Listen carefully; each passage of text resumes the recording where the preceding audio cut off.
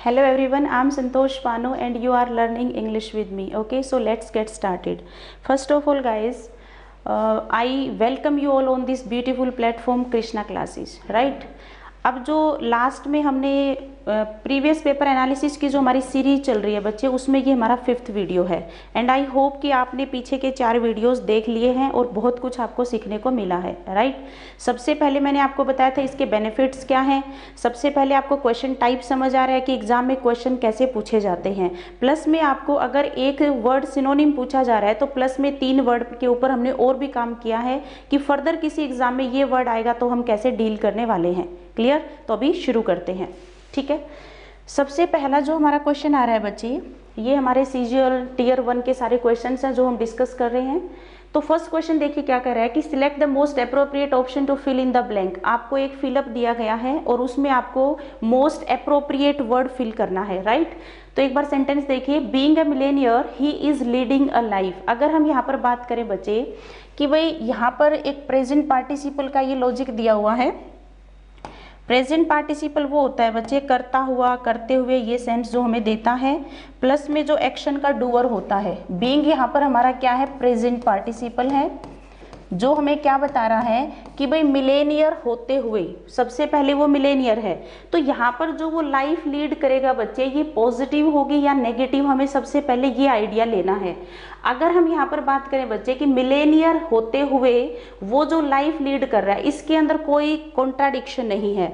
Simply जो बात कह रहा है क्योंकि मिलेनियर होगा तो वो कैसी लाइफ लीड करेगा, ऑब्वियसली वो कंफर्टेबल लाइफ लीड करेगा। तो यहाँ पर अगर मैं देखूँ बच्चे तो सबसे पहले मैं सी ऑप्शन को एलिमिनेट कर देती हूँ, क्योंकि डेस्टिट्यूट का मतलब होता है जो वांट ऑफ है, मतलब जिसको चीजों की जरूरत है, जिसको तुम हिंदी में कहते हो ना वंचित, ठीक है। एक और इंग्लिश वर्ड होता है डिप्राइव ऑफ है, डिप्राइव ऑफ, ठीक है, जो बहुत ज्यादा ऐशो आराम में नहीं जी रहा, जो वंचित है, गरीब है, फटेहाल है।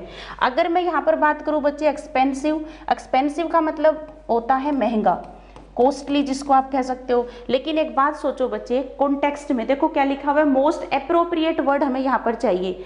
अगर वो मिलेनियर है तो महंगी लाइफ जिए ऐसा जरूरी नहीं है, ठीक है। तो एक्सपेंसिव यहाँ पर अप्रोप्रिएट शब्द नहीं होगा। कंड्यूसिव का मतलब यहाँ पर बिल्कुल ही रिलेवेंट है, जैसे आपने साइंस में कंडक्टर शब्द पढ़ा होगा, तो जो कंड्यूसिव शब्द होता है वो यहाँ पर बिल्कुल इरिलेवेंट है। तो आपका आंसर यहाँ पर हो जाता है बच्चे डी, और जिसका मतलब होगा बच्चे OUS जोड़ने से पार्ट ऑफ स्पीच में एडजेक्टिव बनता है, और जिसका मतलब होता है फुल ऑफ, यानी कि जो फुल ऑफ लग्जरी है, फुल ऑफ लग्जरी, ठीक है। तो लग्जीरियस लाइफ वो लीड करेगा, और इसके पीछे रीजन क्या है, क्योंकि वो एक मिलेनियर है। कहानी समझ आ रही है?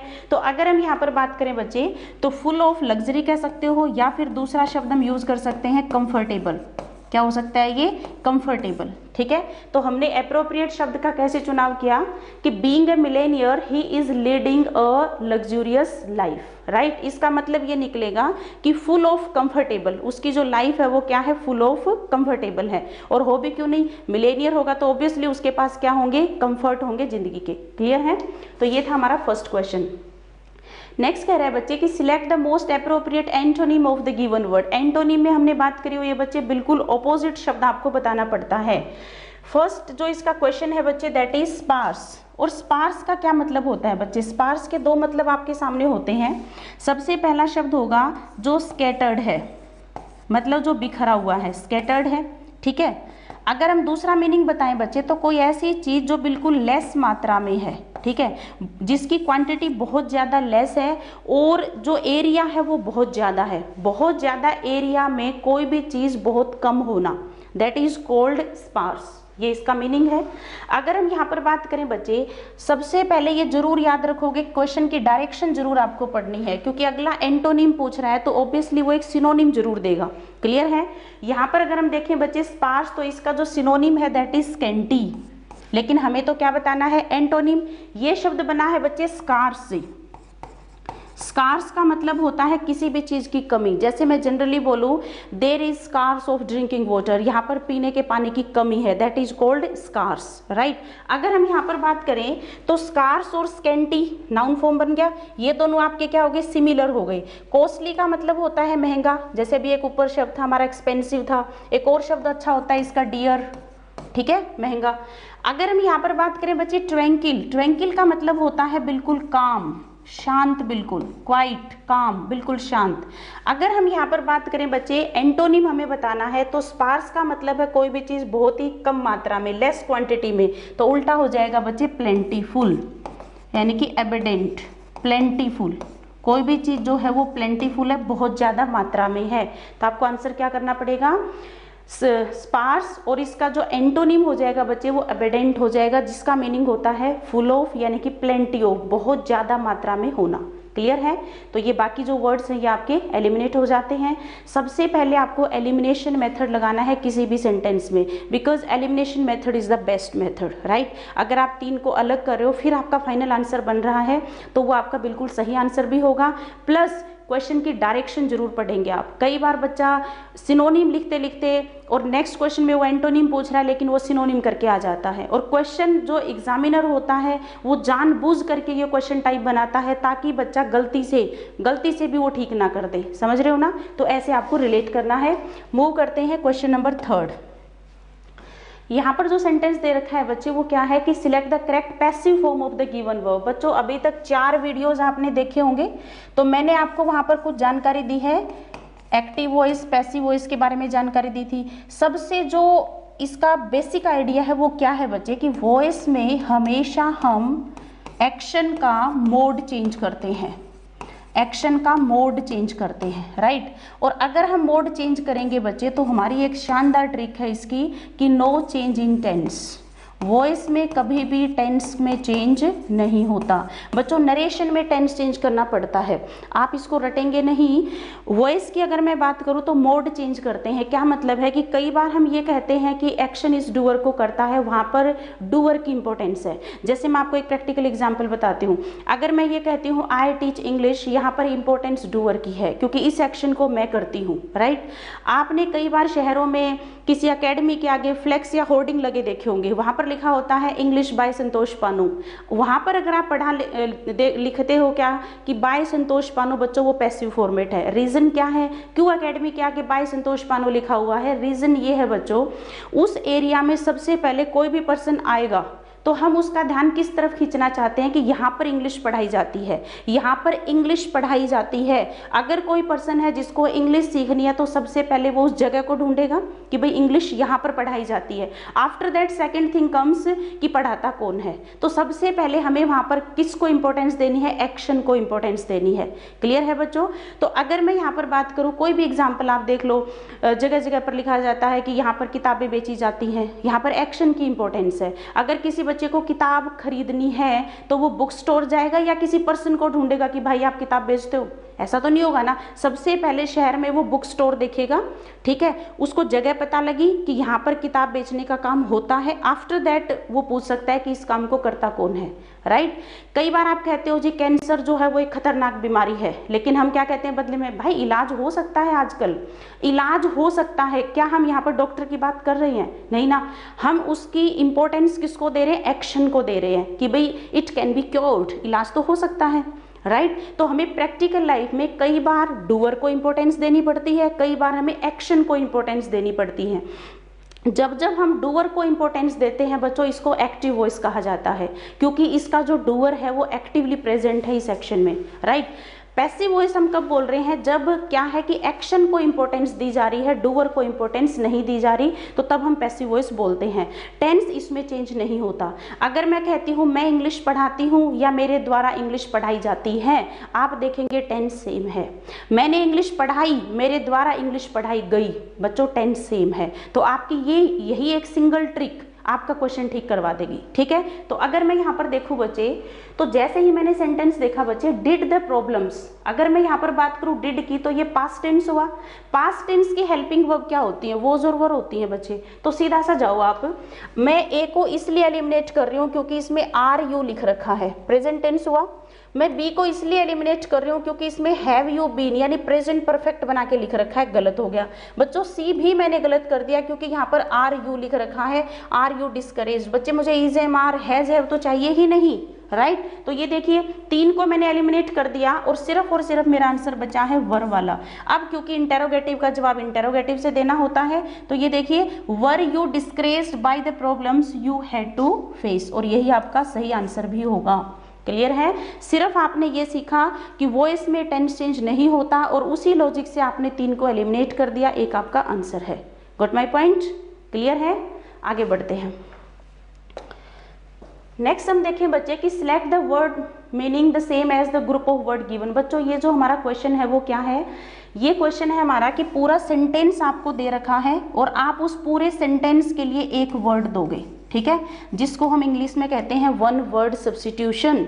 जैसे मैंने आपको प्रीवियस वीडियो में भी बताया है कि एक ऐसा बंदा जो भगवान के एग्जिस्टेंस में बिलीव करता है उसको हम क्या कहते हैं? थीस्ट कहते हैं, क्योंकि थियो शब्द हम गॉड के लिए यूज करते हैं। मैं रूट वर्ड वोकेबलरी में सारी चीजें आपको बताऊंगी, ठीक है। एक ऐसा बंदा जो भगवान के एग्जिस्टेंस को नहीं मानता उसको हम एथीस्ट कहते हैं, क्योंकि ए नेगेटिव प्रीफिक्स होता है और थीस्ट यानी कि उसका आप नेगेटिव बना रहे हो। तो आप किसी को पूरा सेंटेंस ना बोल करके, एक पर्सन बैठा है आप उसको क्या कह सकते हो? ये थीस्ट है, ये एथीस्ट है, तो वो पूरा जो मीनिंग है वो उसमें कन्वे हो चुका है कि वे भगवान को मानता है या फिर ये भगवान को नहीं मानता। ठीक वैसे ही आपके एग्जाम के लिए बहुत ज्यादा इंपॉर्टेंट है और इसमें से क्वेश्चन जरूर पूछा जाता है, चाहे कोई भी पेपर है, ठीक है। तो अगर यहाँ पर हम क्वेश्चन देखें बच्चे, one who is pre occupied with his own interest, एक ऐसा पर्सन जो क्या है? प्री ऑक्यूपाइड है, अपने विचारों को लेकर के वो प्री ऑक्यूपाइड है। तो अगर हम यहाँ पर बात करें बच्चे, तो जो गिवन ऑप्शन है एक बार उनको समझ लेते हैं। सबसे पहले जो सी ऑप्शन है बच्चे, इसका मीनिंग क्या है? इसका मीनिंग अभी अभी मैं आपको समझा रही थी। थीस्ट जो शब्द होता है, थीस्ट में थियो शब्द है बच्चे, और थियो का रूट होता है गॉड, ठीक है। जैसे थियोलॉजी, स्टडी ऑफ गॉड, जैसे आप पढ़ोगे। आईएसटी लगने से पर्टिकुलर पर्सन की बात होगी और आपकी सेंटेंस की शुरुआत होगी अ पर्सन। क्या बोलेंगे? A person who does not believe, क्योंकि इसमें ए लगा हुआ है। A person who does not believe in the existence of God, in the existence of God. तो ये हो गया हमारा एथीस्ट। क्लियर है? ये आंसर नहीं हो सकता, क्योंकि अगला क्या कह रहा है कि प्री ऑक्यूपाइड है जो अपने इंटरेस्ट में, ठीक है। पेसिमिस्ट और ऑप्टिमिस्ट, बच्चों ये बहुत ही अच्छे शब्द हैं आपके लिए। तो देखो एक बार, अगर मैं यहाँ पर बात करूँ बच्चे, सपोज करिए ये एक गिलास है, ठीक है, और ये एक गिलास है और इसमें इतना पानी भरा हुआ है यहाँ तक, ठीक है। अब तुम में से कोई बच्चा तो क्या कहेगा कि ये इतना गिलास जो है वो भरा हुआ है, राइट। अगर वो भरा हुआ कह रहा है बच्चे, तो उसको इस गिलास में पॉजिटिविटी दिख रही है या नेगेटिविटी? उसको एक पॉजिटिव एस्पेक्ट इसका दिख रहा है कि भाई गिलास इतना भरा हुआ है, राइट। तुम में से ही कोई बच्चा क्या कहेगा कि मैम ये इतना गिलास खाली है कि नहीं? जो खाली पोर्शन देख पा रहा है उसका जो एटीट्यूड है चीजों के प्रति वो नेगेटिव है, उसको सिर्फ खाली दिखा, उसको भरे वाली पॉजिटिविटी तो दिखी नहीं। इन द सेम वे अगर हम यहाँ पर बात करेंगे, जो इस गिलास को भरा हुआ देख रहा है, जो इस गिलास को भरा हुआ देख रहा है बच्चे, उस बंदे को मैं क्या बोलूंगी? ये ऑप्टिमिस्ट है, ठीक है, जिसको तुम हिंदी में कहते हो बच्चों आशावादी। जो आशावादी है, पॉजिटिव बंदा है। जिस पर्सन को ये वाला पोर्शन दिख रहा है जो खाली है, उसको मैं बोलूंगी पेसिमिस्ट। तो दैट इज पेसिमिस्ट। मेरी ये बात समझ आ रही है बच्चों? अगर हम यहाँ पर बात करें, जब इसके पूरे सेंटेंस लिखे आएंगे एग्जाम में, तो वो कैसे लिखेगा बच्चे? ऑप्टिमिस्ट के लिए क्या लिखेंगे हम? अ पर्सन, मैं यहाँ पर बता देती हूँ एग्जाम में कैसे लिखा आता है। A person who looks at the bright side of things, bright side of things, जिसको सिर्फ पॉजिटिविटी नजर आती है, जो सिर्फ गिलास को आधा भरा हुआ देख रहा है, दैट इज कॉल्ड ऑप्टिमिस्ट। मेरी बात समझ आ गई? पेसिमिस्ट कौन है? जो डार्क साइड की तरफ देख रहा है। डार्क साइड इसका मतलब ये है कि खाली पोर्शन उसे नजर आ रहा है, और ये टोटली हमारा पॉइंट ऑफ व्यू होता है बच्चे, हमारा एटीट्यूड होता है कि हम चीजों को देखते कैसे हैं। बात समझ आ रही है? तो अगर हम यहाँ पर लिखेंगे बच्चे पेसिमिस्ट के लिए, तो एग्जाम में लिखा आएगा बच्चे इसका a person who looks at the dark side of things, चीजों का डार्क साइड उसे दिखता है, ब्राइट नहीं दिखता, डार्क साइड ऑफ थिंग्स, और ऐसे पर्सन को हम कहते हैं बच्चों पेसिमिस्ट। बात समझ आ रही है। थीस्ट कौन सा होता है? जो भगवान के एग्जिस्टेंस में बिलीव करता है। ए लगाते ही क्या बन जाएगा? एथिस्ट। अब हमारा नेक्स्ट बचा है बच्चे इगोइस्ट। तो अगर हम यहाँ पर बात करें बच्चे तो बहुत ही इंपॉर्टेंट शब्द है बच्चों ये। मैं आपको थोड़ा सा डिटेल में बताती हूँ इसके बारे में, क्योंकि अब आप ये देख रहे हो तो नेक्स्ट पेपर में आएंगे तो ये चीज़ क्लियर हो जानी चाहिए ना आपकी। तो मैं यहाँ से थोड़ा सा रब करती हूँ इसको, ठीक है। एक शब्द हमारा होता है बच्चे ईगो। ईगो का मतलब क्या होता है? जैसे अपनी प्रैक्टिकल लाइफ में आपने कई बार सुना होगा, इस बंदे में ना ईगो बहुत है, बोलते हैं ना, बड़ी ईगो आ गई है इसके अंदर आजकल, है ना। तो अगर हम यहाँ पर बात करें बच्चे तो ईगो शब्द का मतलब होता है सेल्फ। क्या मतलब होता है ईगो का? ईगो का मतलब होता है बच्चे सेल्फ, और सेल्फ का मतलब होता है खुद, ठीक है। सेल्फ की अगर हम बात करेंगे तो ये हो जाता है खुद। ईगो शब्द जहाँ भी आता है, मैं रूट में भी बहुत सारे वर्ड्स आपको समझा दूंगी इसके। ईगो का मतलब होता है सेल्फ, राइट। और आईएसटी जोड़ने से क्या बन जाता है? Particular person. एक ऐसा पर्सन जो अपने आप को, अपने बारे में, अपने विचार, अपने ओपिनियन, अपने कोई थीसिस, उनके ऊपर क्या रहता है? प्री ऑक्यूपाइड होता है, और जितने भी उसके इंटरेस्ट है उनको पहले नंबर पे रखता है। आप क्या कहते हो, मैं क्या कहती हूँ, वो उसको नहीं मानेगा। तो ऐसे पर्सन को हम क्या कहते हैं? ईगोइस्ट कहते हैं, जिसकी ईगो हमेशा सेंटर में रहती है, जो हर चीज में अपने सेल्फ को पहले नंबर पे रखता है, right. Ego means self, right. तो ईगो को यानी अपने सेल्फ पार्ट को सबसे बीच में रखता है, और ऐसे पर्सन को हम कहते हैं बच्चों ईगोइस्ट। कई बार एग्जाम में आपको उलझाने के लिए एक शब्द और बना दिया जाता है, ईगोटिस्ट। ध्यान दें बच्चे, मैंने टी जोड़ दिया यहाँ पर स्पेलिंग में। ईगोइस्ट कौन सा है? जो अपने सेल्फ को हमेशा सेंटर में रखता है। लेकिन ईगोटिस्ट कौन सा है? जो हमेशा जब देखोगे अपनी अपनी तारीफ करता रहता है। जैसे हमारी गली में, मोहल्ले में कोई आंटी जी, कोई अंकल जी ऐसे होते हैं, जब हम उनसे बैठ के बात करते हैं ना, तो बस वो अपनी अपनी बताते रहेंगे। बेटे का सिलेक्शन हो गया, बहू को जॉब मिल गई, ये हो गया, वो हो गया। वो आपकी नहीं सुनेंगे कि आपके घर में सब ठीक है क्या। तो ऐसे पर्सन को हम कहते हैं बच्चों सेल्फ बोस्टिंग, यानी कि जो अपनी अपना शो ऑफ करता रहता है, बोस्ट ऑफ करता रहता है। बात समझ आ रही है। तो ऐसे पर्सन को हम क्या कहते हैं? सिंपल एक इसका बना दो, सेल्फ बोस्टिंग, क्योंकि ईगो शब्द यहां पर भी है, ठीक है। तो ईगो यानी कि सेल्फ शब्द यहां भी आ जाएगा, और इसको हम बोलेंगे बच्चे सेल्फ बोस्टिंग, जो अपनी अपनी फेंकता रहता है, शो ऑफ करता रहता है, और ऐसे पर्सन को हम कहते हैं बच्चों ईगोटिस्ट। तो अब देखिए हमारा क्वेश्चन क्या था? One who is pre occupied, जो प्री ऑक्यूपाइड है विद हिज ओन इंटरेस्ट। तो ऐसे पर्सन को हम कहते हैं बच्चों ईगोइस्ट, ठीक है। कहते हैं ना ज्यादा ईगो आ गई है उसके अंदर, ठीक है। जो प्री ऑक्यूपाइड रहेगा अपने विचारों को लेकर के, दूसरा क्या कहता है उससे उसको कोई मतलब नहीं होता। तो आई होप कि आपको ये शब्द समझ आए हैं। हमने बच्चों एग्जाम में उसने क्या किया था, देखो एनालिसिस करने का बेनिफिट क्या होता है। अगर मैं सीधा आपको ये कहती बेटा इसका आंसर है ये वाला, बाकी तीन मैं आपको बताती नहीं, तो आपको क्या फायदा मिलता है इस एनालिसिस का? एनालिसिस मीन्स कि आप इन शब्दों पे भी काम कर रहे हो कि तीन अगर लिखे हैं तो ये गलत क्यों है, राइट। एक ही हमारा ठीक है तो क्यों है। हो सकता है अगली बार एग्जाम में जब आए तो वो क्या कर देगा, यहाँ पर लिख देगा कि a person who looks at the bright side of thing, ऐसे लिखेगा। नीचे ऑप्शन होगा ऑप्टिमिस्ट, पेसिमिस्ट, तो आपको इसमें से चुनाव करना होगा। तो एनालिसिस मीन्स कि आप हर एक चीज के ऊपर काम कर रहे हो, और इसका बेनिफिट आपको पता ही है क्या मिलता है, क्योंकि हर एग्जाम में 40% सिलेबस रिवाइज होता है, यानी कि पुराने पेपर्स तो आपको करके ही जाने होते हैं। तो इसलिए ये सीरीज आपके लिए बहुत ज्यादा बेनिफिशियल है, राइट। आगे बढ़े, चलिए नेक्स्ट क्वेश्चन की तरफ मूव करते हैं बच्चे। तो यहाँ पर क्या दे रखा है कि गिवन बिलो आर 4 जम्बल्ड। बच्चों मैंने जम्बल्ड की आपको टेक्निक बताई है, और बहुत अच्छी टेक्निक हमारी क्या थी, देखो बहुत से शॉर्टकट हमने सीखे थे। पैराजम्बल्स बेसिकली होता क्या है कि भाई हमारे सामने एक बहुत बड़ा पैराग्राफ है, ठीक है, और उसने उसको क्या कर दिया है, अलग जंबल में बना दिया है, तोड़ दिया है उसको, ठीक है। जंबल मतलब तोड़ दिया है उसको। तो अब हम क्या करेंगे, वो हमसे ये पूछेगा कि अरेंजमेंट के बाद इसका फर्स्ट पार्ट कौन सा होगा, ए कौन सा होगा, बी कौन सा होगा, सी कौन सा होगा, डी कौन सा होगा, इसी तरीके से पूछा जाता है। तो अगर मैंने इसकी लास्ट 4 वीडियोस अगर आप देख चुके हैं अच्छे से समझ करके, तो डेफिनेटली ये चीज़ आपको बिल्कुल आप बिना देखे कर देंगे। तो हमने इसमें जो सबसे बढ़िया टेक्निक थी वो मैंने क्या बताई थी बच्चों, अगर हम पैराग्राफ बनाते हैं, कोई भी पैराग्राफ लिखते हैं, तो सबसे पहले हम नाउन लिखेंगे, और नाउन के रिप्लेसरी कौन होते हैं, प्रोनाउन। क्या ऐसा पॉसिबल है कि पहले प्रोनाउन आ जाए फिर नाउन आए? मैंने पहले लिखा एक शब्द महेश और उसके बाद मैंने उसको रिप्लेस कर दिया ही से। क्या ऐसा पॉसिबल है कि पहले मैं ही लिखूं फिर महेश लिखूं?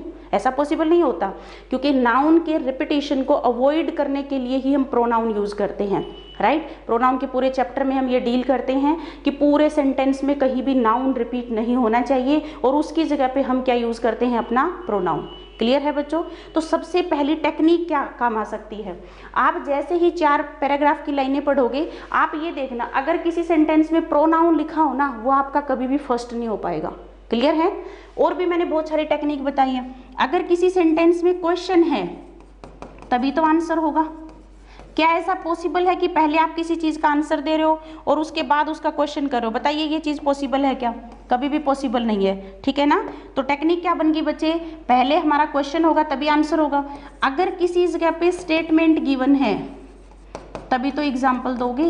पहले मैंने कोई स्टेटमेंट बोली, बेटा ऐसा होता है, फॉर एग्जाम्पल, फॉर इंस्टांस, तभी तो मैं उसका एग्जाम्पल दूंगी। क्लियर है?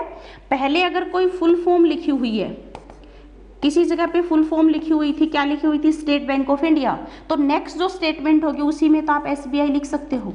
अगर आपने पहले पार्ट में SBI लिख दिया और नेक्स्ट पार्ट में स्टेट बैंक ऑफ इंडिया लिखा तो गलत हो जाएगा बच्चे। मीनिंग ये जाएगा कि SBI स्टैंड्स फॉर व्हाट, किसके लिए आपने यूज किया SBI। तो सबसे पहले आपको फुल फॉर्म बतानी पड़ती है, after that you comes to short form. Clear है? अगर हम यहाँ पर बात करें बच्चे कि पहले फुल फॉर्म होगी उसके बाद ही शॉर्ट फॉर्म होगी, तो एक बार हम इन टेक्निक को देखें तो देखो, आप एक बार लगा करके देखो फटाफट। Upon returning from his travel he, बच्चों मुझे ही दिखा है यहाँ पर प्रोनाउन, ये फर्स्ट नहीं हो सकता। अगर किसी ऑप्शन में आप देखोगे, अगर यहाँ पर 4 ऑप्शंस में ए लिखा होता किसी में तो मैं काट सकती थी, लेकिन प्रॉब्लम क्या है, अभी सभी के अंदर क्या दे रखा है? बी दे रखा है। ठीक है जी। नेक्स्ट जो एक वर्ड दे रखा है बच्चे, Vaikom Mohammad Basheer was Malayalam fiction writer from Vaikom in Kerala. ये किसी एक फिक्शन राइटर का नाम है जो फिक्शन लिखता था। ठीक है, अगर मैं यहाँ पर देखूँ बच्चे तो सबसे पहले मुझे नाउन दिखा है।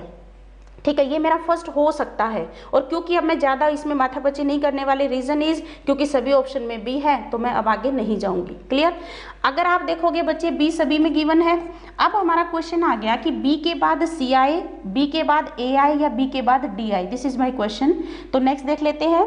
The household was always noisy and full of chaos, no place for a writer surely. Apart from family members, myriads of domestic animals also treated the house as their own. अगर मैं यहाँ पर बात करूं बच्चे तो सबसे पहले मेरे सामने एक आया नाउन, राइट, एक पर्सन का नेम आया।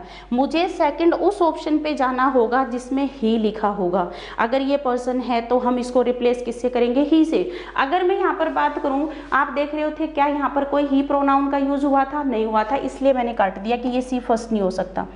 अगर मैं यहाँ पर बात करूं अपार्ट फ्रॉम फैमिली मेंबर्स, ये देखिए कोई प्रोनाउन यूज नहीं हुआ। अगर मैं देखूं तो ही का कहाँ यूज हुआ है बच्चे? फर्स्ट पार्ट में यूज हुआ है। इसीलिए यहाँ पर एक चीज सीखने को मिली कि बी के बाद ही ए आएगा, और इसको हम इंग्लिश में कहते हैं मैंडेटरी पेयर्स, जो आपके पैराजम्बल्स में बहुत ज्यादा हेल्पफुल होते हैं।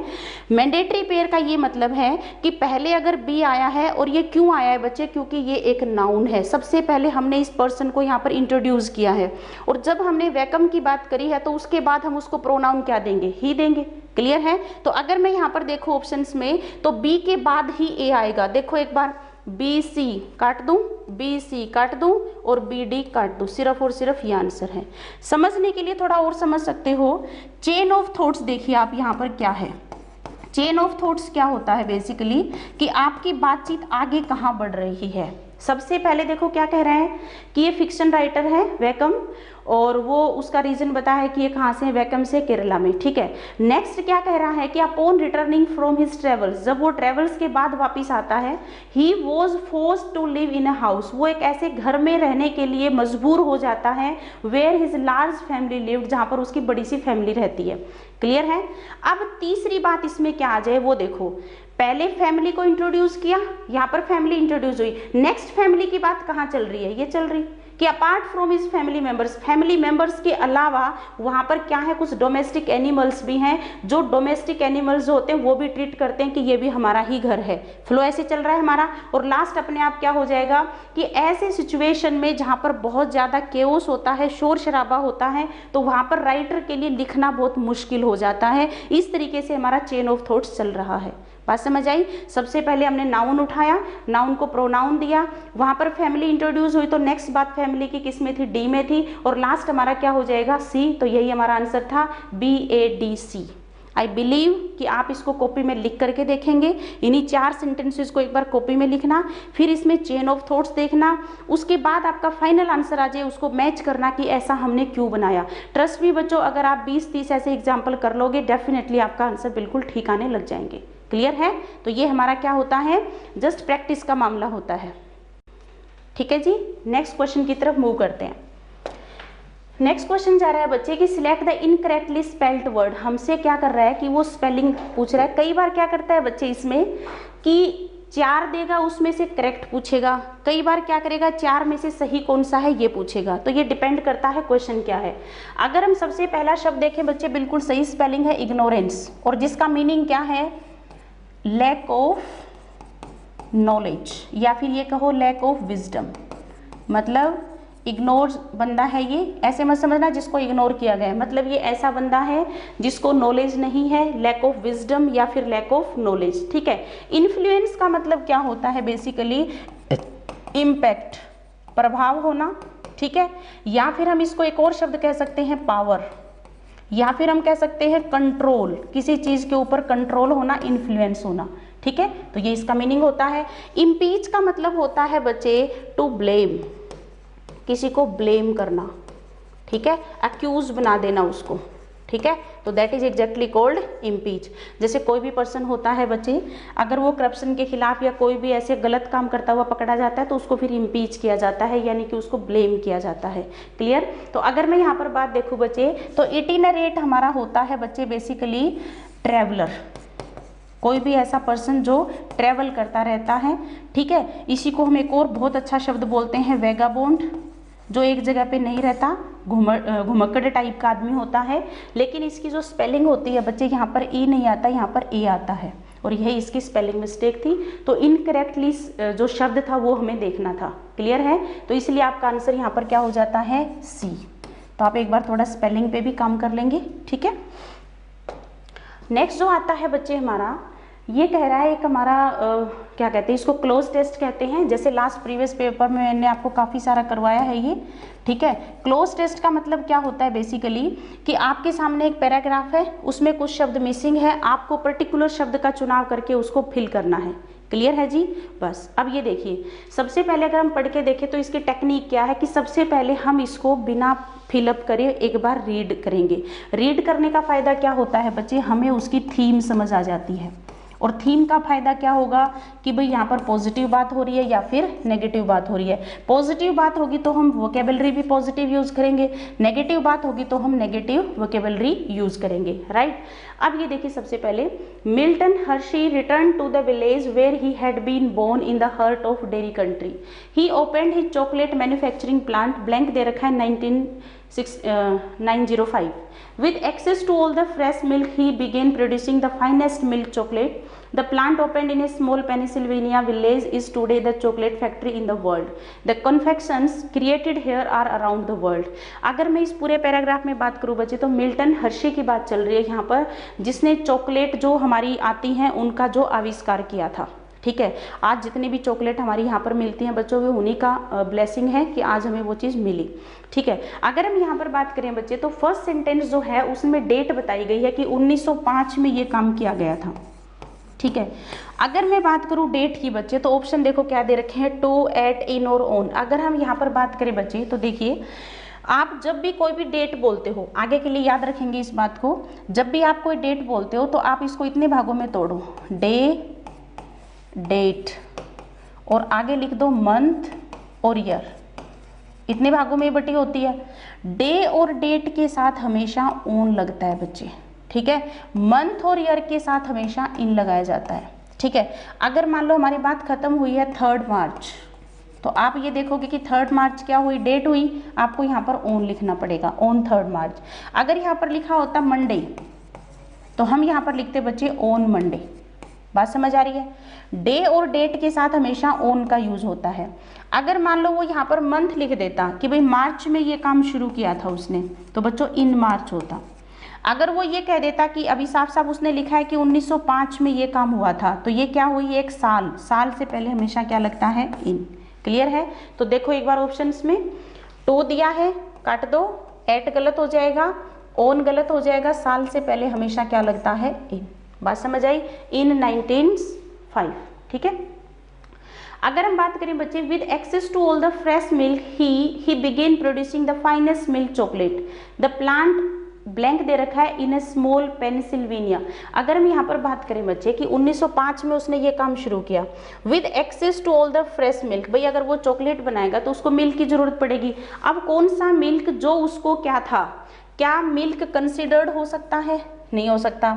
क्या मिल्क नीडेड हो सकता है? बच्चों नीड वर्ब का क्या मतलब होता है, गूंथना। जैसे हम क्या करते हैं, आटे को गूंथते हैं, ठीक है, तो वहां पर वर्ब कौन सी यूज करते हैं बच्चे, नीड द डो। बच्चों फ्लोर होता है सूखा आटा, गिल्ले आटे को ही तो गूंथ पाओगे, तो डो हमारा होता है गिल्ला आटा जिसमें पानी आपने मिला दिया है, ठीक है, तो नीड द डो। तो क्या उस दूध को वो नीडेड था हमारे लिए, ये वाला नीडेड तो नहीं हो सकता, काट दो इसको। डिस्ट्रीब्यूटेड कैसे होता, डिस्ट्रीब्यूटेड का मतलब तो बांटना होता है, तो यानी कि मिल्क ही नीडेड। अब देखो कहानी बता रहा है पूरी, वो क्या कहानी बता रहा है कि भाई मिल्टन हर्शी ने जो ये काम शुरू किया था, ये 1905 में शुरू किया था, और जो उसके लिए मिल्क चॉकलेट बनाने के लिए जो ताज़ा दूध उसको चाहिए था, नीडेड था, वो क्या किया था, ही began producing the finest milk chocolate. ठीक है। द प्लांट, नेक्स्ट देखो क्या कह रहा है, क्वेश्चन नंबर 3 पे चलो। The plant opened in A small Pennsylvania village is today the, कौन सा प्लांट जिसके बारे में वो क्या देगा, जानकारी देगा। तो यहाँ पर हमें एक रिलेटिव प्रोनाउन की जरूरत पड़ेगी, क्योंकि बेसिकली हम बात किसकी कर रहे हैं, प्लांट की, प्लांट जो ओपन हुआ, राइट। तो रिलेटिव प्रोनाउन की अगर हम बात करें बच्चे, तो हु का यूज हमेशा सब्जेक्ट के लिए होता है, काट दो इसको। व्हेन का यूज हमेशा टाइम के लिए होता है, काट दो इसको। व्हाट हमारा रिलेटिव प्रोनाउन होता ही नहीं, एलिमिनेट करो। अब हमारा सिर्फ और सिर्फ बच जाएगा दैट। आगे मैं पढ़ाऊंगी ये थ्योरी क्लासेस में, प्रोनाउन के चैप्टर में, कि दैट यूज होता है चीज़ों के लिए। जैसे मैं ये बोलूँ, my father give me everything that I needed, तो दैट आई नीडेड, चीज़ों के लिए हमेशा हम दैट का यूज करते हैं। क्लियर? तो ये क्या बन गया आपका कि milk chocolate, the plant that opened in A small Pennsylvania village is today the chocolate factory in the world. अगर हम यहाँ पर बात करें बच्चे, पूरी दुनिया में से सिलेक्शन कर रहा है, पूरी दुनिया में से जब सिलेक्शन करेगा बच्चे, तो डिग्री कौन सी यूज होगी, सुपरलेटिव डिग्री यूज होगी। फॉर एग्जाम्पल, अगर मान लीजिए आपकी बातचीत में 1 पर्सन या 1 थिंग का इन्वॉल्वमेंट है, तो आप हमेशा पॉजिटिव डिग्री यूज करते हो। अगर आप एक चीज को दूसरी से कंपेयर करते हो, तो हमेशा कंपेरेटिव डिग्री यूज करते हो, राइट। अगर आप ज्यादा में से एक का सिलेक्शन करते हो, तो आप वहां पर सुपरलेटिव डिग्री यूज करते हो। क्लियर है? अगर मैं ये कहूं कि ये बच्चा इंटेलिजेंट है, ये पॉजिटिव डिग्री है, लेकिन अगर मैं ये कहूँ ये बच्चा इस बच्चे से इंटेलिजेंट है, ये कंपैरेटिव डिग्री है, क्योंकि मैं इस बच्चे की कंपैरिजन इससे कर रही हूँ। लेकिन अगर मैं ये कहूँ कि ये बच्चा पूरी क्लास में इंटेलिजेंट है, then I am using superlative degree, because हम क्या कर रहे हैं, सिलेक्शन कर रहे हैं ज़्यादा में से एक का, और सिलेक्शन के लिए हमेशा चाहिए होती है सुपरलेटिव डिग्री। क्लियर है बच्चों? तो यहाँ पर साफ साफ कह रहा है कि वर्ल्ड की सबसे बड़ी, तो यहाँ पर ये देखिए लार्ज नहीं हो सकता था, मोस्ट लार्जेस्ट कभी होता ही नहीं। ये भी मैं सिखाऊंगी आपको कि मच मोर मोस्ट लगा के आप डिग्री कैसे बनाते हो, कब आप ER और EST लगा के बनाते हो, तो इसके पीछे बहुत अच्छा कॉन्सेप्ट है। लार्जर होता है कंपैरेटिव डिग्री, तो इसलिए आपका आंसर हो जाएगा बच्चे लार्जेस्ट, यानी कि जो पेंसिल्वेनिया विलेज में जो शुरू हुई थी, वो आज की क्या है, सबसे बड़ी चॉकलेट फैक्ट्री है। ठीक है, जो भी है इन्होंने जहाँ पे बनाना काम शुरू किया था। ठीक है। द कन्फेक्शंस का मीनिंग होता है स्वीट्स, जो भी स्वीट्स यहाँ पर क्रिएट की जाती हैं। Here are around the world, तो वो क्या है, पूरी दुनिया की क्या है, वो पसंद है। तो सिलेक्शन नहीं हो सकता बच्चों, कलेक्शन होता है ग्रुप, और चॉइसेस होता है हमारी चॉइस, वो फेवरेट्स हो सकती हैं, क्योंकि सारी दुनिया यहाँ से खरीदती है, तो ये फेवरेट्स हो सकती हैं। क्लियर है? तो मोस्ट अप्रोप्रिएट वर्ड क्या हो जाएगा यहाँ पर, the confections created here are favourites around the world, पूरी दुनिया में वो क्या है, फेवरेट हैं। बात समझ आ रही है बच्चों? तो ये हमने क्या पढ़ा, एक पैराग्राफ था, उसमें से हमने फिलअप डाले और उससे ये कंप्लीट पैराग्राफ बन गया। अब आप इसको पढ़ के देखोगे कि प्रॉपर शब्द का चुनाव करके हमने बेसिकली एक पैराग्राफ बना दिया है। ठीक है। और फर्स्ट वीडियो में मैंने आपको बहुत सारी बातें बताई हैं बच्चे कि रीडिंग कॉम्प्रीहेंशन चेक करने के लिए वो इस तरीके के क्वेश्चन बनाता है। क्लियर है, यहाँ तक समझ आया? आगे बढ़ लेते हैं। नेक्स्ट क्वेश्चन आ रहा है बच्चे कि select the most appropriate option to fill in the blank. Children under 5 years are from passport biometrics. अगर हम यहाँ पर बात करें बच्चे कि बायोमेट्रिक्स आपको पता ही है, थंब इम्प्रेशन आप देते हो उसके लिए, ठीक है। तो जो चिल्ड्रन हैं जो 5 साल से नीचे हैं, आपको पता है बच्चे आधार कार्ड 5 साल के बाद बनता है बच्चे का, ठीक है। तो अगर हम यहाँ पर बात करें और फिर वो चेंज भी होता रहता है क्योंकि बच्चे के बायोमेट्रिक्स होते हैं वो चेंज होते रहते हैं, तो वो फिर आपको अपडेट भी कराना पड़ता है। तो अब यहाँ पर क्या बात कह रखी है बच्चे कि जो बच्चे हैं जो 5 साल से नीचे के हैं उनको छूट मिली है पासपोर्ट बायोमेट्रिक्स में। तो अगर मैं यहाँ पर बात करूँ बच्चे तो एक्विट नहीं हो सकता। सबसे पहले समझ लो एक्विट क्या होता है। एक्विट का मतलब होता है बरी होना, ठीक है। अब ये बरी कहाँ से हो रहा है? सपोज करिए कोई पर्सन जेल में बंद है, अब जेल से वो बाहर निकल के आएगा तो वो एक्विट होगा। क्लियर? वो रिलीज हो सकता है, ठीक है, वो लिबरेट हो सकता है, और इसी से शब्द बना है आपका लिबर्टी, ठीक है, लिबरेट हो सकता है, ठीक है। कुछ बच्चों को ये नहीं समझ आता कि लिबर्टी और फ्रीडम में क्या डिफरेंस है, ठीक है। फ्रीडम और लिबर्टी, बच्चों इनमें बहुत ज़्यादा फर्क है। लिबर्टी वो है जो आप लिबरेट होकर के आए हो, किसी के अंकुश से छुटकारा पाना, दैट इज लिबर्टी। आप किसी कोई आपका बॉस है उसके नीचे आप काम कर रहे हो, वहाँ से आप अगर छुटकारा पा रहे हो तो आप लिबरेट हो रहे हो। मास्टर स्लेव का केस आप ले सकते हो, ठीक है। अगर मैं बात करूँ बच्चे फ्रीडम, तो ये हमारा बेसिक राइट है। बेसिक राइट का ये मतलब है कि आप कहीं भी घूम सकते हो, कोई भी भाषा बोल सकते हो, कोई भी धर्म अपना सकते हो, these are our freedom. Clear? तो मीनिंग हमारा क्या है कि फ्रीडम हमारा बेसिक राइट है। कुछ लोग कहते हैं कि जेल से फ्री हो गया वो, बच्चों ये शब्द आप गलत बोल रहे हो। जेल से वो एक्विट होगा, जेल से रिलीज होगा, जेल से लिबरेट होगा, लेकिन कभी मत बोलो कि जेल से वो फ्री हुआ है, ऐसे नहीं बोलेंगे, ठीक है। तो यहाँ पर क्या हो जाएगा, इनका मतलब होगा कि ब्लेम से फ्री हो गया, फ्री फ्रॉम ब्लेम, उसके ऊपर जो भी ब्लेम लगा था, आरोप लगा था, वो उससे फ्री हुआ है। समझ रहे हो ना? तो उसके लिए हम ये शब्द यूज करते हैं। तो एक्विटेड तो नहीं हो सकता, यहाँ पर किसी का कोई कंट्रोल नहीं है। अगर हम यहाँ पर बात करें एस्केप का मतलब होता है बच निकलना, वो बच भी नहीं निकल रहा। अलाउड का मतलब होता है अलाउड करना, वैसे ही गलत हो गया। एग्जेम्प्टेड का मतलब होगा कि यहाँ पर इनको छूट है इस चीज की। 5 साल से कम उम्र का अगर बच्चा है तो वो बायोमेट्रिक्स से क्या है, पासपोर्ट बायोमेट्रिक्स में उसको छूट दी गई है।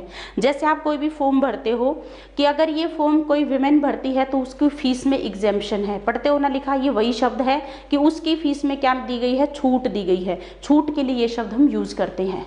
क्लियर है बच्चों? यहाँ तक क्लियर हुआ? आगे बढ़ते हैं नेक्स्ट क्वेश्चन। नेक्स्ट बहुत ही सिंपल क्वेश्चन मुझे दिख रहा है बच्चे, ए जियोमेट्रिकल फिगर विद 8 साइड। तो ये देखिए ओक्टा 8 के लिए यूज होता है, तो यही आपका आंसर भी हो जाएगा। हेक्सा यूज फॉर 6 साइड के लिए यूज करते हैं हम, तो ये यहाँ पर गलत हो जाता है। पेंटा फॉर 5 साइड के लिए, हेप्टा फॉर 7 के लिए। तो अब आपका आंसर हो जाएगा 8 साइड जिसमें होंगी दैट विल बी ओक्टागन। तो यही आपका आंसर भी था। आगे बढ़ लेते हैं नेक्स्ट क्वेश्चन की तरफ। Select the most appropriate meaning of the given idiom. बच्चों एक ईडियम है ब्रिंग टू लाइट। इसका सिंपल सा बहुत ही सिंपल फ्रेज है बच्चों, ये किसी भी चीज को लाइट में लेके आना, प्रकाश में लेके आना। तो सिंपल मतलब क्या है, कोई भी चीज है उसको सामने लेके आना। कोई पर्सन जो छुपी हुई है उसके ऊपर क्या है, आप सामने लेके आ रहे हो।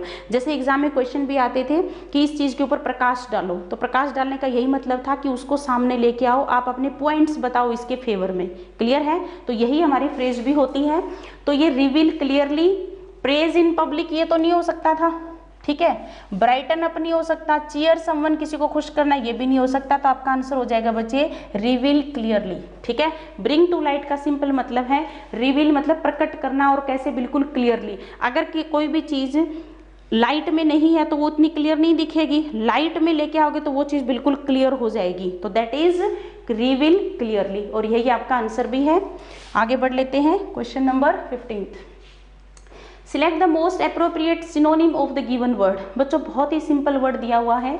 फ्यूरी का मतलब होता है गुस्सा, यानी कि एंगर, ठीक है। इसी को आप कह सकते हो रेज, गुस्सा, ठीक है। अगर हम यहाँ पर बात करें बच्चे, सिन का मतलब होता है पाप, वैसे ही नहीं हो सकता। रिलीजियस को बीच में लेकर के अगर आप कोई काम करते हो, अगर अच्छा काम करते हो तो वो धर्म है, अगर आप उसके खिलाफ करते हो दैट इज पाप यानी कि सिन। रिस्क होता है कोई भी खतरा, क्राइम होता है कानून के, लॉ के खिलाफ जाके अगर आप करते हो दैट इज क्राइम। ठीक है। अगर कानून कहता है कि इसके फेवर में ये काम करना है, ठीक है, लेकिन कानून के अगेंस्ट जा रहे हो तो वो आपका क्या हो जाता है, क्राइम हो जाता है।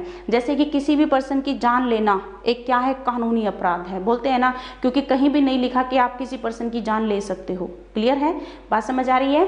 तो ये था हमारा बहुत ही सिंपल क्वेश्चन, क्वेश्चन नंबर 50। चलिए जी next question.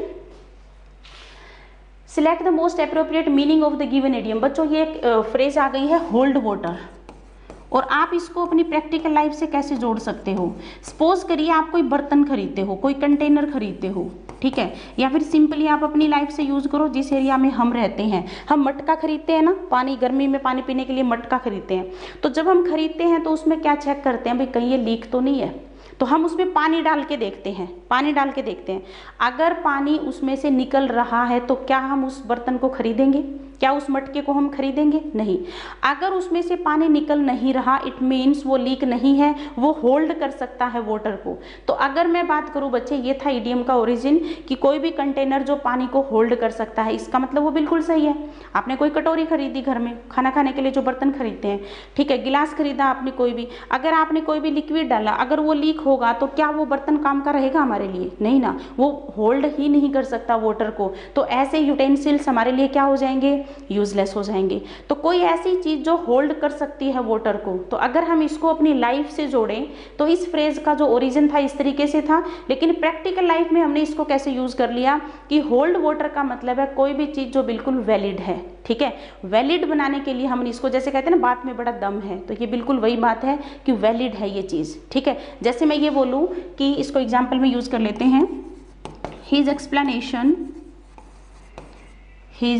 explanation does not hold water। तो इसका मीनिंग ये हो जाएगा कि उसने जो भी एक्सप्लेनेशन दी है वो होल्ड वाटर नहीं करती, इसका मतलब वैलिड नहीं है, टू द पॉइंट नहीं है, मामले के हिसाब से नहीं है। अगर मैं ये बोलूँ कि my explanation holds the water, तो इसका मतलब ये हो जाएगा कि हाँ बात में दम है। बात समझ आ रही है, यानी कि जो भी मैं बात बोल रही हूँ दैट इज वैलिड, ठीक है, उस सभी एस्पेक्ट से अगर हम देखेंगे दैट इज वैलिड। तो इसी फ्रेज का ओरिजिन इस तरीके से हुआ था। तो एक बार आप ऑप्शन में देख लेंगे। टू बी फिकल, फिकल का मतलब होता है चंचल होना, जो एक जगह पे ना टिके, ठीक है।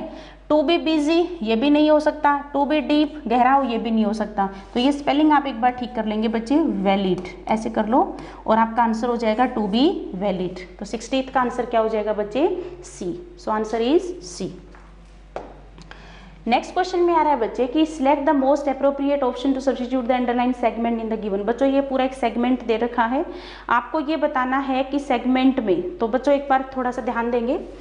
अगर हम यहाँ पर बात करें बच्चे तो बेनिफिट वर्ब यूज करी गई है, ठीक है, क्योंकि विल मॉडल और मॉडल के बाद क्या लिखा हुआ है, बेनिफिट। तो सबसे पहले एक चीज जान लो बच्चे, अगर कोई भी सेंटेंस आपका इस कॉम्बिनेशन में होता है कभी भी प्रेपोजिशन नहीं लगाते, नो प्रेपोजिशन रिक्वायर्ड। इंपॉर्टेंट बात है ये याद रखना, ठीक है। अगर हम यहाँ पर बात करें बच्चे कि जैसे सपोज करिए आप एक सेंटेंस लिखते हो, ही डिमांडेड मनी, उसने पैसे की मांग करी, ठीक है। तो यहाँ पर डिमांड थी, आगे ये ट्रांजिटिव एक्शन है, कोई प्रेपोजिशन नहीं आई। कोई भी और एग्जांपल देख लो, he signed the paper, maximum बच्चे पता क्या कर देते हैं, he signed on the paper, और ये बिल्कुल गलत होता है, ठीक है, क्योंकि आपको ऑन की जरूरत ही नहीं है। उसने साइन कर दिए, क्या साइन कर दिए, पेपर, क्योंकि ऑब्जेक्ट हमारा बेसिकली क्या होता है बच्चे, व्हाट और होम का रिप्लाई होता है। व्हाट और होम का रिप्लाई हमेशा ऑब्जेक्ट होता है, ये पहचान है इसकी। तो उसने साइन कर दिए, क्या साइन कर दिए, पेपर। तो सेंटेंस ऑलरेडी एसवीओ कॉम्बिनेशन में है, इसलिए प्रेपोजिशन नहीं आएगी। बेनिफिट वर्ब हमारी ट्रांजिटिव एक्शन है। कौन सी एक्शन है ये, ट्रांजिटिव। ट्रांजिटिव एक्शन वही होती हैं जो व्हाट और होम का रिप्लाई करती हैं, जो व्हाट और होम का रिप्लाई देती हैं। तो अगर मैं यहाँ पर बात करूँ बच्चे तो इसके साथ टू प्रेपोजिशन नहीं लगानी। तो अगर मैं यहाँ पर देखूँ तो सबसे पहले तो नो सब्स्टिट्यूशन को उड़ा दो, क्योंकि बेनिफिट के साथ टू लगा रखा है, गलत हो जाएगा। यहाँ पर बेनिफिट फ्रॉम है, इसको काट दो। बेनिफिट फॉर मी, प्रेपोजिशन आती ही नहीं, इसलिए हमारा आंसर हो जाएगा benefit me. Your advice will benefit me, आपकी जो एडवाइस है वो मुझे फायदा देगी। किसको, मुझे। व्हाट और होम का रिप्लाई हमेशा ऑब्जेक्ट होता है। क्लियर है बच्चों। तो हमारे जब बैचेज होंगे तो उसमें हम एक एक चीज़ समझते हैं बच्चे कि किसी सेंटेंस में सब्जेक्ट की क्या पहचान है, किसी सेंटेंस में ऑब्जेक्ट की क्या पहचान है। हम वो टिपिकल लैंग्वेज बिल्कुल नहीं सीखने वाले कि क्रिया का फल जिसके ऊपर पड़ता है वो ऑब्जेक्ट होता है। आजकल के बच्चे कहाँ समझते हैं ये बातें, ठीक है ना। तो आपको टेक्निकली सीखना होगा। अगर मैं ये कहूँ आई टीच यू, तो सिंपल सा मीनिंग है कि मेरी पढ़ाने की जो क्रिया है वो आपके ऊपर ट्रांसफ़र हो रही है, तो आप ही मेरे ऑब्जेक्ट हो गई। समझ रहे हो ना, क्योंकि मेरी पढ़ाने की जो एक्शन है वो ट्रांसफ़र जा रही है किसके ऊपर, आपके ऊपर, तो आप ही मेरे ऑब्जेक्ट हो। क्लियर है बच्चे यहाँ तक, ठीक है। तो आई होप कि आप 70 नंबर क्वेश्चन को कर लोगे। नेक्स्ट क्वेश्चन आता है बच्चे, यहाँ पर फिर से वो सेगमेंट बताना है आपको किस में एरर है। तो देखिए एक बार इंप्रूवमेंट क्या कर रखा है इसने, where you left your bag yesterday, और देखो आगे क्या लिखा है, साइन ऑफ इंटरोगेशन। तो एक बात समझो बच्चे, जब जब हम प्रश्न करने के हमारे पास कितने तरीके हैं प्रैक्टिकल लाइफ में, या तो बच्चों हम प्रश्न करने के लिए यूज़ करते हैं WH फैमिली, या यूज़ करते हैं हाउ फैमिली, या फिर हम यूज़ करते हैं बाय हेल्पिंग वर्ब। जब जब हेल्पिंग वर्ब शुरू में आती है तो वो हमारा क्या बन जाता है, इंटरोगेटिव बन जाता है। क्लियर है। अगर मैं यहाँ पर बात करूँ बच्चे, सपोज करिए मैंने लिखा कोई भी सेंटेंस है, आई एम हैप्पी, लेकिन अगर मैंने लिख दिया एम आई हैप्पी, एम आई हैप्पी, तो अब ये देखिए हेल्पिंग वर्ब और फिर आपका सब्जेक्ट। अगर मुझे इससे पहले WH वर्ड जोड़ना भी हो तो मैं यहाँ जोड़ूंगी, वाई एम आई हैप्पी, मैं खुश क्यों हूँ, वाई एम आई हैप्पी। तो ये देखिए पहले WH वर्ड आएगा, फिर हेल्पिंग वर्ब आएगी, फिर सब्जेक्ट आएगा। क्लियर है। एक बार सेंटेंस पे चल पड़ते हैं, वेयर यू लेफ्ट, तो ये देखिए वेयर के बाद सब्जेक्ट ऐसा पॉसिबल नहीं है, तो सबसे पहले क्या करो, इसको एलिमिनेट कर दो। ठीक है। नेक्स्ट में क्या कह रहा है बच्चे, लेफ्ट यस्टरडे शब्द आ गया तो पास्ट टेंस आएगा, राइट। अगर मैं यहाँ पर बात करूँ बच्चे, तो पास्ट टेंस के ऑप्शन कौन कौन से हैं, पास्ट टेंस का अगर क्वेश्चन करोगे तो डिड से बनेगा, डिड यहाँ पर भी है, डिड यहाँ पर भी है, लेकिन इसको काट दो, वेयर वर यू लिविंग, सारा ही गलत हो जाएगा। इसमें क्या प्रॉब्लम है बच्चे कि where did you left, did भी लगा दिया और लीव का सेकंड फॉर्म लेफ्ट भी लगा दिया, क्या दो फॉर्म एक साथ यूज होंगे, कभी नहीं। अगर मैंने यहाँ पर लिखा ही प्लेड, V2 है बच्चे, जो बदलाव मेन वर्ब में होते हैं वही हेल्पिंग वर्ब में किए जाते हैं। पास्ट टेंस का नेगेटिव क्या बनेगा, ही, पास्ट डू का सेकंड फॉर्म क्या होता है, डिड, नेगेटिविटी के लिए नोट। अब आपको प्ले लिखना पड़ेगा, बात समझ आई, क्योंकि जो टेंस का काम था वो एडिटिंग किसने कर दी, हेल्पिंग वर्ब ने कर दी, और हेल्पिंग वर्ब की प्रेजेंस में मेन वर्ब फ्री होकर के अपने बेस फॉर्म में चली गई, और वर्ब का बेस फॉर्म हमेशा प्लूरल होता है, SEIS जोड़ने पे वो हमेशा सिंगुलर बनती है। क्लियर है बच्चे। तो ये बन जाएगा आपका डिड के बाद हमेशा V1। ठीक है। तो ये देखिए वेयर डिड यू लीव, और यही आपका आंसर भी हो जाएगा। ठीक है। हमेशा याद रखो, प्रेजेंट टेंस की एडिटिंग करोगे तो आपको चाहिए होते हैं डू और डज। पास्ट टेंस की एडिटिंग किससे होती है, डिड से। फ्यूचर टेंस की किससे होती है, विल और शैल से। इनके बाद हमेशा ही वर्ब अपने बेस फॉर्म में यूज होती है। ठीक है। अगर ये शब्द जहां भी आ गए तो नेक्स्ट हमेशा क्या लगाना है, V1 लगाना है, वर्ब का बेस फॉर्म लगा के आना है। क्लियर है। आगे बढ़ लेते हैं।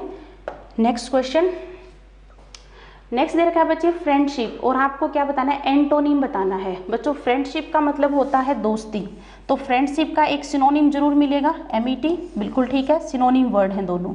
ठीक है। स्लेवरी होता है दास्तान, वही जब आप मास्टर के नीचे स्लेव बन के रहते हो, दैट इज कॉल्ड दास्तान। ठीक है। तो ये वैसे ही गलत हो गया, मतलब अब स्ट्रिक्ट नाउन बना दी हमने, स्लेव से स्लेवरी एलिमिनेट कर दो। अगर मैं बात करूँ एरोगेंस, यानी कि जिसमें क्या है, जो बहुत ही ज़्यादा प्राउड फील करता है, ठीक है, इगोइस्ट है, जो कह सकते हो ना, इगोइस्ट इस टाइप का है। ठीक है। तो अगर हम यहाँ पर बात करेंगे बच्चे, तो फ्रेंडशिप का उल्टा हो जाएगा एनमिटी, और एनमिटी का मतलब होता है हॉस्टिलिटी, या फिर आप इसको कहेंगे दुश्मनी। ठीक है। हॉस्टाइल वही शब्द होता है और उसी से बनता है हॉस्टिलिटी। ठीक है। तो ये बन जाता है आपका दुश्मनी, एनमिटी का सिमिलर वर्ड बन जाएगा हॉस्टिलिटी। क्लियर है। नेक्स्ट आता है बच्चे question number 20, select the correct indirect form of the given sentence. अगर हम यहाँ पर बात करें बच्चे कि हमें इनडायरेक्ट बनाना है, ठीक है, हमारे सामने डायरेक्ट स्पीच दे रखा है, इनडायरेक्ट में क्लियर करना है। तो अभी तक आपने जो पढ़ा है बच्चे, वहाँ पर मैंने क्या समझाया आपको कि वॉइस में कभी भी टेंस चेंज नहीं होता, नरेशन में हमेशा टेंस चेंज होता है। आपका जो टेंस है वो किस में चल रहा है बच्चे, इज में चल रहा है। तो एक ऐसे ऑप्शन पे जाओ जिसमें पास्ट टेंस गिवन हो। बच्चों मैं ए को एलिमिनेट कर देती हूँ क्योंकि यहाँ पर इज गिवन है, मैं सी को भी एलिमिनेट कर देती हूँ क्योंकि यहाँ पर इज है। अब गाड़ी अटकी है हमारी वॉज और वॉज में। तो नेक्स्ट देखो क्या कह रहे हैं, the lawyer told me that there was no proof of my involvement in that case. और यहाँ पर क्या कह रहा है, द लॉयर सेड, ये वैसे ही गलत हो गया क्योंकि यहाँ पर सेड टू को भी कन्वर्ट उसने नहीं किया। दूसरा अगर हम क्या रखें तो दिस का दिस भी तो बना रखा है, दिस केस कन्वर्ट होगा बच्चे दैट केस में, इसलिए आपका आंसर हो जाएगा बी। क्लियर है, क्योंकि जो चीज आपके नियर है वो दिस है, लेकिन जब टेंस चेंज कर दोगे तो दैट हो जाता है। ये आप इसको ऐसे समझो, दिस मंथ, अगर मैं दिस मंथ बोल रही हूँ तो इसका मतलब है जो महीना चल रहा है वो दिस है, लेकिन जो महीना गुजर गया वो क्या हो जाएगा, दैट मंथ, यानी कि दूर चला गया। दूर का मतलब ये प्रेजेंट है तो इससे पीछे चला गया, यानी कि दैट हो गया ये। ठीक है, नरेशन में बिल्कुल डिटेल से पढ़ाती हूँ बच्चे कि दिस का दैट कैसे बनेगा, दीज का दोज कैसे बनेगा, एगो का बिफोर क्यों बनाते हो। जैसे आप बचपन में रटे हुए होते हो ना कि दीज का दोज बनेगा, एगो का बिफोर बनेगा, इसके पीछे कुछ रीजन्स होते हैं। ठीक है, तो ये था हमारा question number 20। Next question, next दे रखा है बच्चे, I am believing you have submitted all the necessary documents. बच्चों एक सिंपल सी बात समझते हैं, कुछ हमारी क्या होती हैं, जैसे एक वर्ब यहाँ पर यूज हुई है बिलीव, और बिलीव की अगर हम बात करें बच्चे तो बेसिकली ये वर्ब है ही नहीं, ये क्या है हमारी बेसिकली स्टेट ऑफ माइंड है। क्या है ये, स्टेट ऑफ माइंड। किताबों में पता नहीं इसको लिख दिया कि ये स्टैटिक वर्ब है, मतलब जो फिक्स रहती है, चेंज नहीं होती, कुछ इस तरीके से है। तो आप इसको ये समझ लीजिए कि स्टेट ऑफ माइंड है। क्या मतलब इस बात का, जैसे एक वर्ब मैंने लिखी यहाँ पर नो जानना, अगर मैं कहती हूँ लाइक पसंद करना, मैं कहती हूँ हेट नफरत करना, बच्चे ये सारी हमारी स्टेट ऑफ माइंड को बताते हैं। ठीक है, अगर मान लीजिए मैं आपको जानती हूँ, कोई पर्सन मेरे को 10 साल बाद मिला, तभी मैं उसको क्या बोलूँगी कि मैं जानती हूँ, या मैं बोलूँगी जी मैं आपको जान रही हूँ। बात समझ आई, कारण क्या है, क्योंकि जानना मेरी स्टेट ऑफ माइंड है, और स्टेट ऑफ माइंड अगर है तो ये वर्ब नहीं है, और वर्ब नहीं है तो आप आईएनजी नहीं लगा सकते। क्लियर है, अगर मैं ये कहती हूँ जी आई लाइक यू, मैं आपको पसंद करती हूँ, मैं पसंद करती हूँ, ये मेरी स्टेट ऑफ माइंड है। क्लियर है, हो सकता है कोई आपसे नफरत भी करता हो, मैं किसी चीज़ से नफरत करती हूँ आई हेट, लेकिन हो सकता है उसी चीज़ से कोई प्यार भी करता हो, क्योंकि हर पर्सन की स्टेट ऑफ माइंड अलग अलग होती है। बात समझ आई। अगर मैं ये कहूँ मेरे पास एक कार है, ये मेरी स्टेट ऑफ माइंड है। बेसिकली आप जानते हो किसी की कोई चीज़ नहीं है यहाँ पर, है कि नहीं। लेकिन अगर मैं ये कहूँ मेरे पास एक कार है, या मैं एक कार रख रही हूँ, बताइए कौन सी बात ठीक है। मैं क्या कहूँगी, आई हैव ए कार। कभी नहीं बोल सकती मैं कि I am having a car, ये गलत होगा, क्योंकि स्टेट ऑफ माइंड के आगे कभी भी आईएनजी आप नहीं लगा सकते। आईएनजी आप उसी के आगे लगा सकते हो जब क्या हो, सिंपली क्या हो कि वो एक्शन हो। एक्शन अगर होगी तो वो चल रही होगी, और चल रही है तो आप क्या यूज कर सकते हो, आईएनजी। क्लियर है, तो ये हमारा क्या एरर बन जाएगी बच्चे, किसने आई एम बिलीविंग लिख रखा है और इसी सेगमेंट में हमारी एरर है। तो ठीक कैसे कर देंगे इसको हम ठीक कैसे कर देंगे, अगर हम इसको बनाएंगे बच्चे तो आई एम बिलीविंग ये गलत हो गया, और इसको हम क्या बना सकते हैं, देखो आई एम बिलीविंग, और इसको ठीक करो आई बिलीव नहीं, जैसे कि I know, I like, I hate, ये सारे इसी के एग्जाम्पल हैं। यहाँ तक की बात समझ आ रही है बच्चों। तो ये था हमारा 21। आगे बढ़ते हैं नेक्स्ट क्वेश्चन की तरफ। No sooner did we receive your message when we heaved a sigh of relief. अगर मैं यहाँ पर बात करूँ बच्चे, रिलीफ की स्पेलिंग ठीक करना बच्चों। अगर मैं इस सेंटेंस की बात करूं तो नो सूनर, बच्चों कंजंक्शन में जब हम पढ़ते हैं तो कुछ हमारी कंजंक्शन होती हैं जो जोड़े में यूज होती हैं, कोरिलेटिव कंजंक्शन इनको बोला जाता है। तो नो सूनर जो होता है वो हमेशा ही देन का जोड़ा बनाता है, और याद रखें बच्चे देन ये THEN कभी नहीं होगा। ठीक है, जैसे अगर हम बात करें हार्डली, पूरे चैप्टर में पढ़ोगे ना तो ये बातें आपको समझ आएंगी। हार्डली व्हेन का जोड़ा बनाता है। ठीक है, इसी तरीके से स्कार्सली ये भी हमेशा व्हेन का जोड़ा बनाता है। क्लियर है बच्चे। तो सबसे पहले अगर हम एरर की बात करें तो सीधी एरर इसकी पूछी जाती है। इसकी एरर पूछने के 2 टेक्निक होती है। सबसे पहले वो जोड़े की एरर पूछ ले जो यहाँ पर गिवन है, no sooner did we receive, ये भी स्पेलिंग गलत है बच्चों, RECEIVE, no sooner did we receive your message when, तो इस जगह पे आप एरर करेंगे कि व्हेन नहीं, यहाँ पर क्या आएगा बच्चों, देन। ठीक है, ऑप्शन में देखो देन कहाँ पर है, ये रहा, तो यही आपकी एरर भी हो जाएगी। क्लियर है, ठीक है। अब दूसरी एरर इसकी क्या आती है बच्चे, जब जब ये सेंटेंस के बिगिनिंग में आते हैं तो हमेशा इन्वर्जन को फॉलो करते हैं। अब ये इन्वर्जन क्या होता है बच्चों, सिंपली कोई भी सेंटेंस आप बनाते हो, सब्जेक्ट पहले लिखते हो, वर्ब बाद में लिखते हो, ऑब्जेक्ट लिखते हो, यानी कि सिंपल इसका मीनिंग है, इन्वर्जन क्या होता है, putting the verb before subject is called inversion. इसको हम इन्वर्जन कहते हैं, को सब्जेक्ट से पहले रखना। अगर हम यहाँ पर देखें बच्चे तो ध्यान दो, no sooner did we, did पहले आया, वी बाद में आया, क्लियर। अगर सपोज करिए उसने देन ठीक लगा रखा होता तो दूसरी एरर वो ये निकालता, नो सूनर वी रिसीव्ड, तो आप एरर क्या निकालते, no sooner did we receive. ठीक है जी, तो ये आपकी दूसरी एरर है। जब जब नो सूनर, हार्डली, स्कार्सली, जब जब ये सेंटेंस के बिगिनिंग में आएंगे तो हमेशा आगे क्या यूज होगा, इन्वर्जन। और इन्वर्जन का मीनिंग ये होता है वर्ब को सब्जेक्ट से पहले रखना। क्लियर है, तो ये हमारा पूरा चैप्टर है बच्चों ये इंग्लिश में। ठीक है, नेक्स्ट क्वेश्चन आता है बच्चे, वही से फिर से पैराजम्बल्स आ गया है, वही टेक्निक है हमारी बच्चे कि सबसे पहले नाउन को देखेंगे उसके बाद प्रोनाउन को देखेंगे। तो ये देखिए बच्चे कि अगर मैं यहाँ पर बात करूँ, ए मेरा फर्स्ट नहीं हो सकता क्योंकि देयर सेड लिख रखा है, मुझे पता ही नहीं दे कौन है यहाँ पर, तो मैं इसको एलिमिनेट कर देती हूँ। इस सेंटेंस में दे लिख रखा है, ये मेरा फर्स्ट नहीं हो सकता। बट देयर माइंड, ये भी मेरा फर्स्ट नहीं हो सकता। तो एक चीज़ तो क्लियर हुई बच्चे, डी हमारा फर्स्ट बनेगा। आप एक बार ऑप्शन में देखो, ये काट दो, ये काट दो, डी यहाँ पर है, डी यहाँ पर है। अब नेक्स्ट क्वेश्चन आता है कि डी के बाद बी आए या डी के बाद ए आए, ये हमारा क्वेश्चन है। तो सबसे पहले देखिए, the Curies had to work in extreme poverty. जो क्यूरीज थे लोग, जैसे कि ये पूरा जो है वो रेडियम का जिसने आविष्कार किया था, ठीक है, तो उसी से रिलेटेड है सारा ये, कि उनको काम करना पड़ा था बहुत ही ज़्यादा गरीबी में। नेक्स्ट बात हमारी ये जा रही है। अब देखो, अगर मैं डी के बाद बी को पढ़ के देखूँ, दस दे did not allow any difficulty, अगर यहाँ पर हम बात करें तो किस टाइप की डिफिकल्टी, ये तो बताया ही नहीं। तो अगर मैं यहाँ पर बात करूँ बच्चे, तो डी के बाद even the most ill equipped laboratory would have been better than their shed. यहाँ पर दे, क्यूरीज के लिए शब्द यूज हुआ दे, और दे का पॉजेसिव केस क्या तैयार हुआ बच्चों, देयर शेड। मतलब एक अगर खराब से खराब लेबोरेटरी होती ना, वो भी बढ़िया होती उनके छप्पर के कंपेयर में। शेड होता है बेसिकली जहाँ पर पशुओं को रखते हैं, ठीक है, तो उस शेड के कंपेयर में, और इस एक्सट्रीम पॉवर्टी में उन लोगों ने काम किया था। ठीक है, नेक्स्ट क्या जा रहा है बच्चे, मैंडेटरी पेयर हमारा क्या बना, सबसे पहले डी,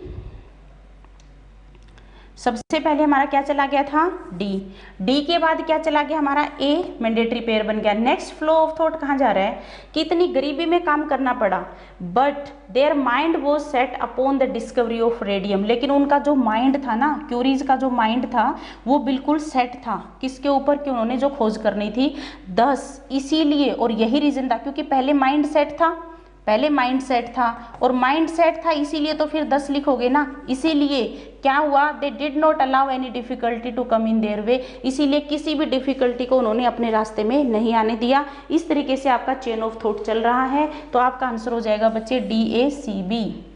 ठीक है, चलिए जी next question, select the most appropriate synonym of the given word. बच्चों सोलिटरी का मतलब होता है एकांकी, मतलब जो बिल्कुल अकेला रहता है। तो एक बार देखिए, स्प्लेंडिड का मतलब होता है शानदार, ठीक है, जो बहुत ही बढ़िया है, फुल ऑफ ग्रेसियस है। जो स्टबर्न होता है बिल्कुल जो जिद्दी है, हठी है। तो इसके देखो क्या क्या शब्द बन सकते हैं, ऑब्स्टिनेट बोल सकते हो, जो ऑब्स्टिनेट है, जो पर्ट है, जो स्ट्रोंग हेड है,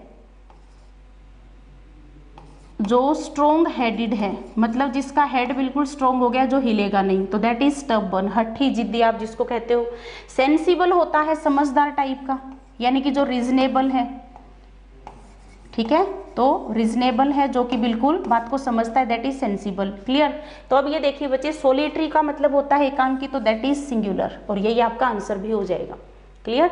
नेक्स्ट हमारा आता है select the incorrect spelled word, मतलब जो भी स्पेलिंग दे रखी है उनमें से क्या देखना है, इनकरेक्ट हमें ढूंढनी है। तो बच्चों साफ साफ ही दिख रही है डिलीवर, ठीक है, तो यहाँ पर ई हो जाएगा डिलीवर, डिलीवरी शब्द आप देखते ही हो। डिसीजन की बिल्कुल ठीक थी स्पेलिंग। डिनाइल होता है बेसिकली रिफ्यूजल, ठीक है, और डिटर भी बिल्कुल ठीक है। डिटर का बेसिक मतलब होता है टू प्रिवेंट, मतलब कि रोक देना किसी चीज को, डिटर करना। क्लियर। तो ये थे आपके कुछ वर्ड्स, आपको क्या बताना था, इनकरेक्ट बताना था, यानी कि डिलीवर आपका आंसर हो जाएगा यहाँ पर, ठीक है। So it was all about our this session. I will be back with my new session. Till then, you take care. And most and important thing, if you haven't subscribed this channel yet, then subscribe the channel for our more videos, right? And press the bell icon so that you can get the notification of our latest videos, right? Keep sharing, keep watching my videos.